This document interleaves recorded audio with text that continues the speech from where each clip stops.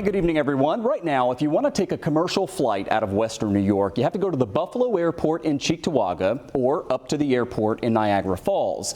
But leaders in Chautauqua County want to change that and bring regularly scheduled service back to the southern half of our region. So until 2018, the airport in Jamestown was part of the Essential Air Service program. It's a federal subsidy for rural airports. Chautauqua County is trying to get that back. The county also recently hired a new airport director. But this push comes as the Trump administration and congressional Republicans have talked about cutting essential air service funding in half. We recently reported how the airport in Bradford, PA is worried that it could lose its 4 daily flights to Pittsburgh and Washington, D.C.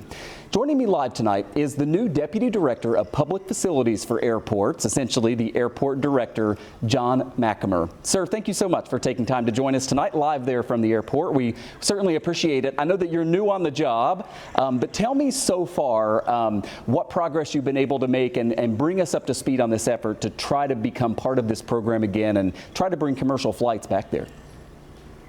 Yeah, good evening, Michael. Great to be with you.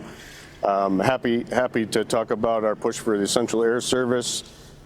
We've done a very extensive study on the need for the Essential Air Service. We've identified a definite need for that. Actually, around 1,500 passengers daily could potentially use the service. So we have an application pending with the Department of Transportation that was submitted in May of this year. We've been in contact with the Department of Transportation as of June, and we're waiting an outcome of review of the application from the DOT. I mentioned there that if folks in Chautauqua County want to fly out of here and not on a private plane, that you would need to drive up to Buffalo or over to Erie, Pennsylvania, or down to Bradford. Tell me why it's important to bring the service back there to Jamestown and the Chautauqua County Airport.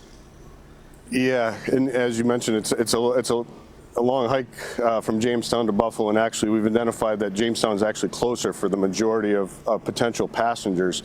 And you know, it's key for our area. It's key for economic development. It's key for tourism. It's key for passenger convenience and quality of life. And then, you know, our great business partners here at the airport that have been very, very supportive championing this effort. Tell me what the service could look like, right? I believe it's Southern Express Airway. That's the one that also operates out of Bradford. What, a couple of daily flights per day, and you think you have the passenger volume to meet that? Yeah, we certainly feel like we have the passenger volume to meet that. Southern Airways, you know, we've identified them as a strong candidate to partner with us in the application process.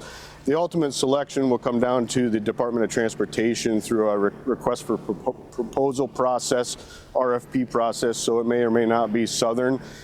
It could look, there's different options, you know, how it could ultimately end up looking, but for example, a two-time daily round trip service from Jamestown to Washington Dulles, which would connect into an international hub with codeshare partners with United and American Airlines and others.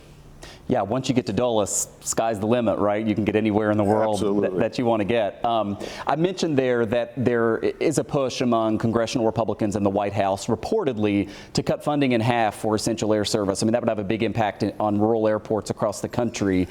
Do you worry about the timing of trying to do this now when they may be cutting the funding, or is it like you just gotta shoot your shot and hope for the best? Well, I certainly can acknowledge it may be challenging, but we're hopeful. We haven't seen any indications of any actual cuts. There's been, you know, discussion of that, but we're pushing forward, and we're hopeful that the DOT will recognize what great opportunity we have here in Jamestown. Finally, and I should mention, you're over the airport in Jamestown, also the one in Dunkirk, but I know the push for commercial service is in Jamestown. What's next in all of this and the time frame moving forward?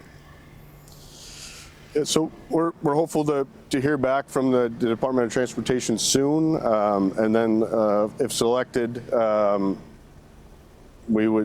DOT would go through the RFP process request for proposal process to select an operator, and then we'd be ready to go. The beauty is that the county has made the investment in the airports here, supported the legislature and the county executive to keep this aircraft certified as a Part 139 aircraft of the Federal Aviation Regulations. So we meet all the requirements, and we're essentially turnkey, ready to go.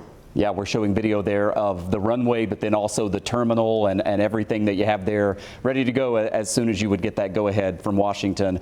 Thanks so much for joining us right there by the runway at the Chautauqua County Airport. We've been speaking with Manager John Mockamer. Congratulations on the new position, sir. Thanks for your time. Thank you, Michael. Great talking with you.